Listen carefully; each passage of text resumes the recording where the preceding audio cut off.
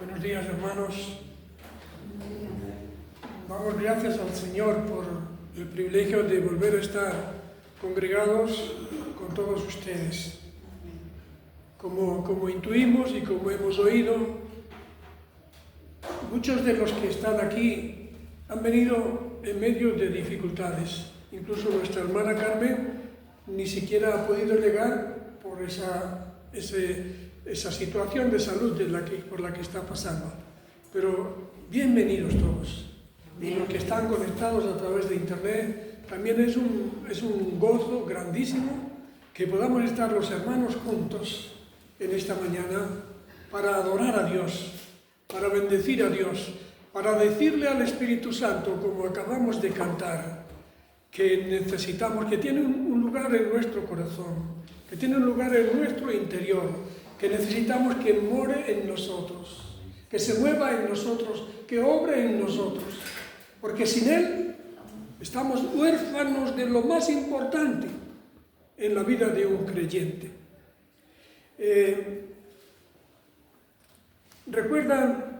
Recordamos, hermanos, ¿qué dijo Jesús a los discípulos antes de ascender al cielo?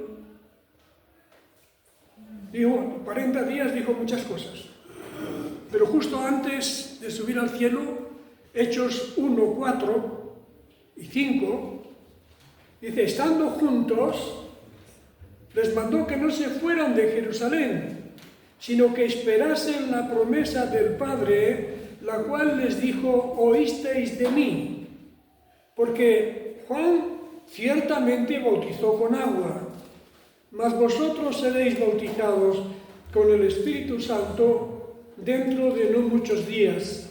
Y añadió, un poquitín más adelante, recibiréis poder cuando haya venido sobre vosotros el Espíritu Santo, y me seréis testigos en Jerusalén, en Judea, en Samaria. Dios la bendiga, hermana Lini. Dios la bendiga. Un vaso de agua es una bendición para el que predica con mucha frecuencia. Y me seréis testigos, después de recibir el Espíritu Santo, en Jerusalén, en Judea, en Samaria y hasta lo último de la tierra. Entonces, hermanos, ¿nos sentimos nosotros llenos del Espíritu Santo? Es una pregunta profunda, dirigida y necesario ser contestada con la mayor sinceridad posible por cada uno de nosotros. ¿Nos gustaría ser llenos del Espíritu Santo? Amén. Bendito sea el Señor. Hoy veremos lo que ellos, como nosotros, recibieron la promesa de que llegaría el Espíritu Santo. Pero el Señor les dijo, no os vayáis de Jerusalén, esperad que venga. Y hoy vamos a ver, suponiendo que nosotros no sentimos esa llenura del Espíritu Santo en nuestra vida, debemos seguir los pasos que siguieron ellos, de tal manera que también more en nosotros en esa plenitud que necesitamos para vivir y para servir al Señor, para lo cual nos ha llamado. En Hechos capítulo 1, seguimos leyendo versículos 12, 13 y 14, dice lo siguiente. Este es el texto base del pensamiento de esta mañana. Entonces, Jesús les habló, les dijo, no se vayan de Jerusalén hasta que reciban la promesa del Padre. Ahora, después de esto, Jesús asciende al cielo, donde está sentado a la diestra de Dios. Y entonces ellos volvieron a Jerusalén, versículo 12, desde el monte que se llama del Olivar, el monte de los Olivos, el cual está cerca de Jerusalén como de un día de reposo. Y un día de reposo para un judío, y no le estaba permitido caminar más en un día sábado, era aproximadamente 800, 900 metros, no llegaba al kilómetro, el camino de un día de reposo. Y entrados, subieron al aposento alto. ¿Recuerdan? Allí es donde estableció el Señor la cena del Señor, que acabamos de recordar juntos en esta mañana.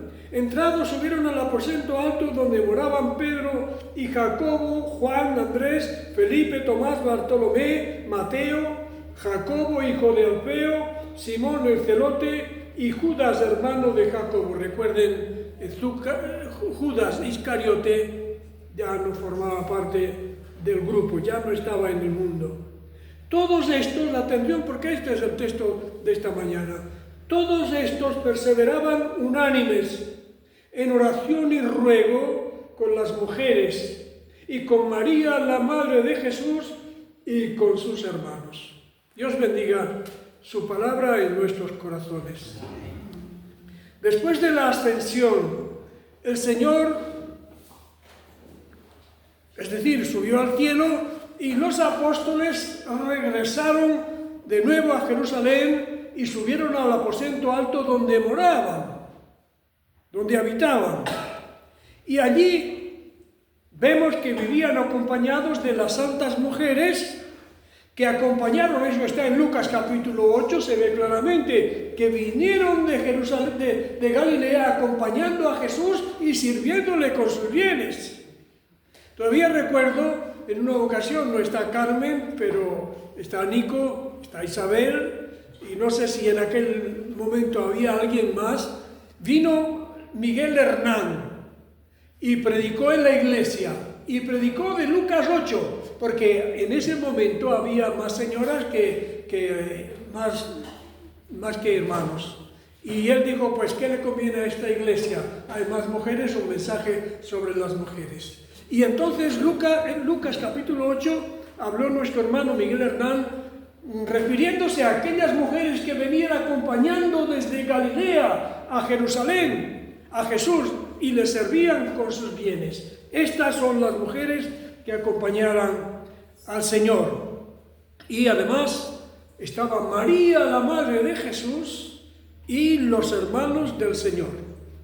Y allí esperaron, hermanos, allí esperaron el cumplimiento de la promesa, de la esperada y deseada venida del Espíritu Santo, tal como el Señor les dijo que hicieran. Hablaba nuestro hermano en ese texto del libro de los Proverbios, de lo importante que es leer lo que dice la Escritura. Pero no nos quedamos ahí y a veces ni llegamos a ese punto. Lo importante que es leer la Sagrada Escritura y hacer a continuación lo que la Escritura dice. Porque para eso se escribió. Allí esperaron el cumplimiento de la promesa de la esperada y deseada venida del Espíritu Santo, tal como el Señor les dijo que hicieran. Y lo hicieron en una actitud paciente, perseverante, reverente y expectante. Estaban deseando que la promesa de nuestro Señor se cumpliera. Y de su actitud en la espera aprendemos en esta mañana varias lecciones esenciales sobre cómo o sobre qué hacer nosotros para ser llenos del Espíritu Santo. Porque el Espíritu Santo ya vino. Ellos todavía no había venido, pero a veces estamos nosotros tan vacíos del Espíritu como lo estaban ellos antes del día de Pentecostés. Y por eso es bueno que valoremos, que consideremos cuál es la actitud adecuada. Por si tenemos sed de Dios, por si tenemos necesidad del Espíritu Santo en nuestra vida, saber cuál es el procedimiento, cuál es el camino, cuál es la actitud que Dios demanda de la Iglesia para que se cumpla. En primer lugar, vemos que mientras esperaban, perseveraban en oración. Perseveraban en oración. ¿Cómo perseveraban? unánimes. La iglesia en Jerusalén no iba cada uno a su bola, como se dice vulgarmente. Perdón por la expresión. En la iglesia en Jerusalén no hacía cada uno lo que mejor le parecía. La palabra de Dios dice que esperaban pacientes y unánimes, juntos. Y explicaremos después el sentido que tiene esta palabra. Porque la misión que Jesús les había encomendado requería, la misión que el Señor nos ha encomendado a nosotros como miembros del cuerpo de Cristo, requiere el respaldo sobrenatural. No podemos hacer nada solos. No podemos hacer nada útil ni provechoso si el Espíritu Santo no mora en nosotros. No nos guía, no nos habla, no nos corrige, no nos orienta, no nos convence de pecado, de justicia y de juicio. Y por eso esperaban en el aposento alto como Jesús les había demandado en el versículo 8 del libro de los Hechos, del capítulo 1. Hermanos, lo decía nuestra hermana Bernadette en el culto de oración del miércoles pasado. La oración es esencial para el pueblo de Dios. Y hay oración privada, hay oración personal, y hay oración comunitaria, hay oración congregacional. Aquí el Señor nos les dice, váyase cada uno a su casa, viva la vida por su cuenta mientras viene el Espíritu Santo. No, aquí estaban todos juntos y unánimes. Y estaban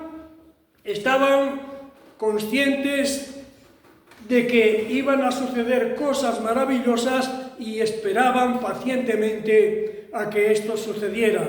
Porque habían tenido los discípulos, hablando de la importancia que tiene la oración, tenemos que citar que habían tenido un gran maestro espiritual. Los discípulos, antes de aprender a orar, habían observado mañana tras mañana cómo el Señor madrugaba y se apartaba para estar solo, para invocar al Padre, para tener comunión con el Padre, para tener ese compañerismo que se necesita y que también nosotros necesitamos tener con Él. Habían tenido un gran maestro espiritual del que habían aprendido y nosotros debemos aprenderlo también porque es fundamental. Y si no, siendo ricos vamos a vivir como pobres, porque la oración es fuente de poder. La oración es el medio de recibir de Dios todo lo que nos hace falta, todo lo que necesitamos de verdad. Y ellos aprendieron que la oración es fuente de poder porque el Señor les dijo, citando solamente la entrada, pedid y se os dará. Eso es palabra de Dios, hermanos. Buscad y hallaréis, llamad y se os abrirá, etcétera, etcétera. Citaba el pasaje completo nuestro hermano pastor hace unos días. Nunca insistiremos bastante, nunca, que mucho de lo que suceda a nuestro alrededor, en nuestra vida, pero a nuestro alrededor, sea personal, familiar, congregacional, local, provincial, nacional, mundial, incluso, dependerá del tiempo que nosotros dediquemos a la oración. Porque como hemos recordado con frecuencia, hermanos, creyente, familia, iglesia local sin oración, es como huerto sin agua. ¿Qué hace un huerto con sus tomateras, con sus pimenteras, con sus pepineras? ¿Qué hace un huerto en este tiempo si no hay agua? Se seca todo, no hay fruto ninguno. Creyente, familia, iglesia local sin oración es como huerto sin agua, como sin fuego la fragua. Ustedes, ya la fragua no es una actividad moderna, ya no se ve, pero los que hemos ido a ella de vez en cuando sabemos que el fuego es imprescindible para que el acero sea moldeado. Como sin fuego la fragua, como nada es íntimo. ¿Qué pasaría de nosotros cuando vamos en el coche si no tuviéramos un volante que lo conduzca de acá para allá? Así es la vida de un creyente que no tiene oración, como un coche sin volante, perdón. En segundo lugar, hermanos, vemos la unanimidad que había entre los... Eran pocos. Pero la unanimidad que había, la avenencia, la armonía, la concordia que existía entre los creyentes en ese momento. Y miren que no debió ser fácil, porque había hombres y mujeres. No digo que esto sea siempre motivo de discordia, pero con frecuencia suele haber motivo de desavenencia entre los dos grupos. Había apóstoles con una formación espiritual avanzada, 3 años siguiendo al Maestro. Pero también había personas recientemente incorporadas al grupo, porque allí estaba la familia terrenal del Señor. Y recordemos, ¿cuándo se convirtieron los hermanos del Señor? Después de la resurrección. De modo que habían pasado aproximadamente 30 días desde que eran creyentes.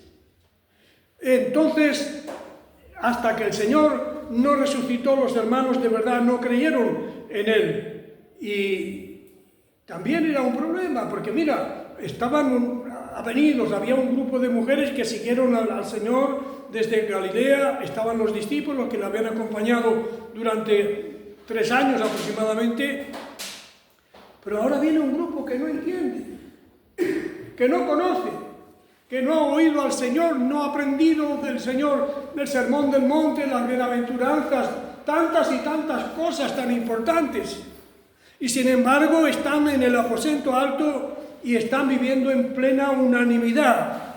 Viéndolos, tal como lo presenta el texto bíblico, todos estos perseveraban unánimes en oración y ruego con las mujeres, María la Madre de Jesús y sus hermanos.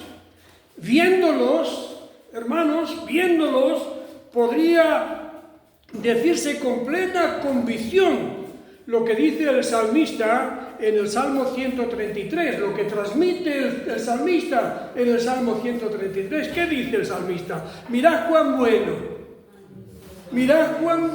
y cuán delicioso es. Miren, eso es lo que yo estoy viendo desde aquí, en esta mañana, en este momento.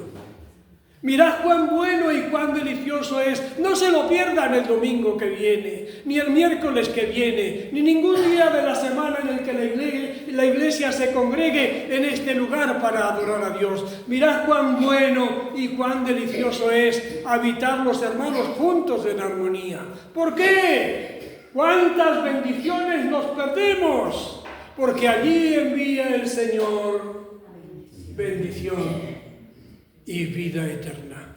Y ese espíritu permaneció en la iglesia de Jerusalén, como vemos en el libro de los Hechos de los Apóstoles, donde dice en el capítulo 2, perseverando unánimes. Fíjense la unanimidad. La iglesia en Jerusalén es el modelo de las iglesias de Cristo en todo el mundo.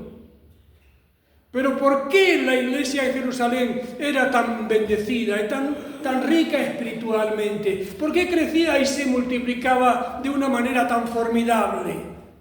Porque perseveraban unánimes cada día en el templo y partiendo el pan en las casas, como hemos hecho esta mañana aquí, comían juntos con alegría y sencillez de corazón. Y fíjense qué cosa tan importante, ¿qué sucedía allí? Alabando a Dios y teniendo favor con todo el pueblo. Todo el pueblo admiraba a la iglesia del Señor por lo que veía en ellos. Lo mismo que se percibe el malestar y la discordia, que lleva a la gente a decir, esos no se pueden ni ver entre ellos. ¿Qué sucede? Lamentablemente a veces. Lo mismo se intuye el buen rollo y la armonía cristiana entre los hermanos que les lleva a decir, mira qué bien se lleva. O como está escrito en la palabra, mirad cómo se aman. La gente lo ve todo, lo percibe todo. Quiera Dios que perciban de nosotros lo que yo estoy percibiendo en la cara de cada uno de vosotros, en los ojos de cada uno de vosotros en esta mañana. Ese sentir, esa presencia de Dios tocando la mente y el corazón de todos los presentes en una armonía formidable, que es lo que a Dios le agrada. ¿Son ustedes padres? ¿Tienen hijos? ¿Qué sienten cuando sus hijos no se entienden? Cuando no se llevan bien. ¿Qué sienten cuando se llevan bien? Cuando conviven juntos. Cuando van y vienen en armonía. Ese es el sentir probablemente que hay en el corazón de Dios, unas veces de un color y otras veces de otro. Que Dios nos ayude, hermanos. Y en tercer lugar, el mensaje no es muy largo. A todas las personas reunidas en el aposento alto les había encomendado el Señor la misión de buscar, encontrar, testificar y ganar almas para el Señor. Debería ser la meta de cada uno de nosotros. Ganar un alma para Cristo en lo que queda de año. No es fácil. No es fácil. Pero debía estar en nuestro corazón, en nuestra meta, ganar un alma para Cristo en el corazón de cada uno de nosotros. El Señor les había encomendado a ellos buscar, encontrar, testificar y ganar almas para el Maestro. Por eso, hermanos, necesitaban mutuamente los unos a los otros. Porque ganar almas no es cosa de una persona ni de dos. Y miren que es bueno que el matrimonio trabaje junto. Mi esposa tiene un don que Dios le ha dado, que es la evangelización. Que le encanta repartir folletos, que le encanta hablar con las personas que conoce o que no conoce. Y a lo mejor a mí, que soy más corto, pero Dios me ha dado la posibilidad de sentarme en una mesa y abrir la Biblia y decirles cuál es el plan de Dios para la salvación del ser humano. Pero es muy importante que cada uno de nosotros aprendamos que tenemos que trabajar en equipo. Que esto no es cosa tuya, ni mía, ni del otro, ni de una familia. Esto es cosa de todos en conjunto. Es cosa de todos. Tenemos que trabajar en equipo según los dones que Dios nos ha dado. Porque es muy importante que nos demos cuenta que dones espirituales hay muchos. Muchos dones espirituales. Y que generalmente están muy repartidos. ¿Qué quiere decir esto? Que el trabajo hay que hacerlo en equipo, porque lo que yo no puedo hacer, puede hacerlo Pedro, puede hacerlo Samuel, o puede hacerlo Mirta, perdón por mencionar nombres concretos, pero todos iguales, son ustedes iguales para mí, y para el Señor mucho más. Necesitamos trabajar, por favor, no dejemos el trabajo a los demás. No abandonemos a los demás, no dejemos de apoyar a los demás. La obra de Dios es el conjunto de toda la iglesia, sea grande o sea pequeña. Cada uno de vosotros, dice San Pablo, según el don que ha recibido, ministrelo a los otros como buenos administradores de la gracia de Dios. La vida presente nunca ha sido fácil para nadie, nunca. Y esto es debido a los problemas y las dificultades que existen, porque lo hemos citado tantas veces que lo sabrán de memoria. Lo dice el patriarca Job: así como las chispas saltan para volar por el aire, el ser humano, el hombre y la mujer, el joven y el mayor, han nacido para sufrir, para la aflicción. Por eso es necesario que haya unanimidad y armonía en la Iglesia. Por eso es importante que nos interesemos los unos por los otros, que nos apoyemos los unos a los otros. Cualquiera que sea la situación de la vida, buena o mala. En la vida no todo es malo, no todo es malo, ni todo es bueno. Pero lo que dice la palabra de Dios, gozaos con los que se gozan. ¿Cuándo me gozo yo con vosotros, hermanos? Con ustedes. ¿Cuándo me gozo yo con ustedes? Ahora que estoy aquí con ustedes. No siento lo mismo cuando estamos a través de la pantalla del ordenador. Gozaos con los que se gozan y llorad con los que lloran. ¿Cómo puede hacerse eso? ¿Por teléfono? ¿A través de internet? No tanto. Presente. Bendito sea Dios, hermano. Nos necesitamos. Hoy les necesito yo. Mañana necesitarán ustedes. Es decir, que todos necesitamos de todos. Todos necesitamos de todos.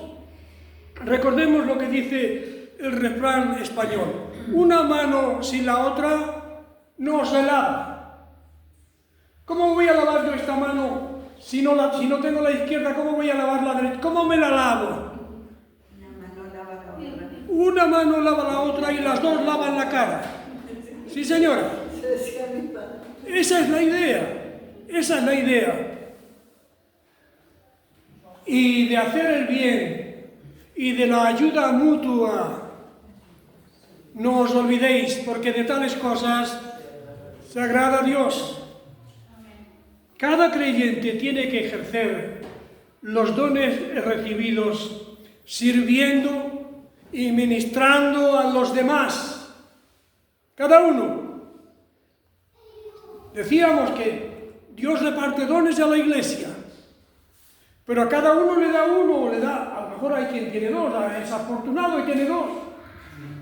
No lo sé, pero a cada uno lo que sí es cierto y no es indiscutible, cada uno de nosotros, si somos creyentes, tenemos un don que el Espíritu Santo nos ha dado. Y lo que dice es, si el de profecía, que está relacionado con la predicación de la palabra, si el de profecía, úsese conforme a la medida de la fe. Si el de servicio, ¿tiene alguien aquí el don de servir?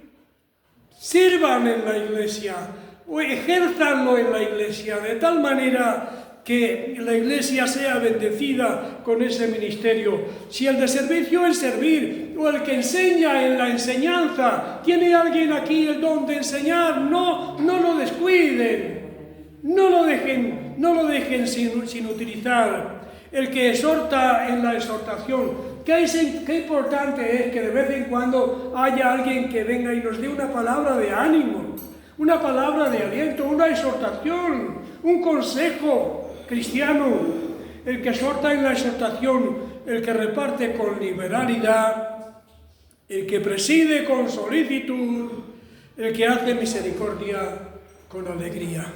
Queridos hermanos, la Iglesia de Cristo en Parla necesita de todos sus miembros y los necesita permanentemente. Por favor, cuidémonos los unos a los otros, ayudémonos los unos a los otros. Yo me voy a quedar aquí con un resumen y aquí lo dejamos. Hermanos, el Señor prometió a los discípulos que serían bautizados y llenos del Espíritu Santo. ¿Y qué hicieron ellos? Esperaron la promesa. Esperaron el cumplimiento de la promesa.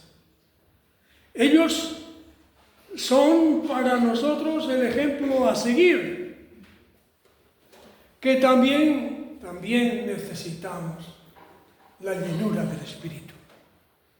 También necesitamos la unción de lo alto para cumplir la misión que Dios nos ha encomendado. Evangelizar es muy importante y hay que hacerlo, por supuesto. Pero aquí somos personas con necesidades, con problemas y cada vez tenemos más porque muchos de nosotros cada vez somos mayores. Y no necesitamos los unos a los otros. Ellos permanecieron juntos y unánimes en oración. Y esa es la actitud ideal cuando se siente el deseo de ver cumplidas las promesas del Señor. En actitud de unanimidad, de reverencia y oración. Y esa unanimidad sigue siendo necesaria hoy día, porque para que la Iglesia viva como a Dios le agrada, todos juntos caminando en la misma dirección. Todos juntos caminando en la misma dirección. Ellos siguieron fielmente el mandato recibido y permanecieron unánimes, unidos, perseverando en oración hasta que la promesa del Señor se cumplió. Y eso, queridos hermanos, eso es lo que la Iglesia del Señor tiene que hacer. Eso es lo que tiene que hacer la Iglesia del Señor. Permanecer unida en oración, pase lo que pase, mientras espera ser llena del Espíritu Santo. Que Dios nos ayude a ser imitadores de los creyentes que moraban en el aposento alto. Dios les bendiga. Amén. Amén.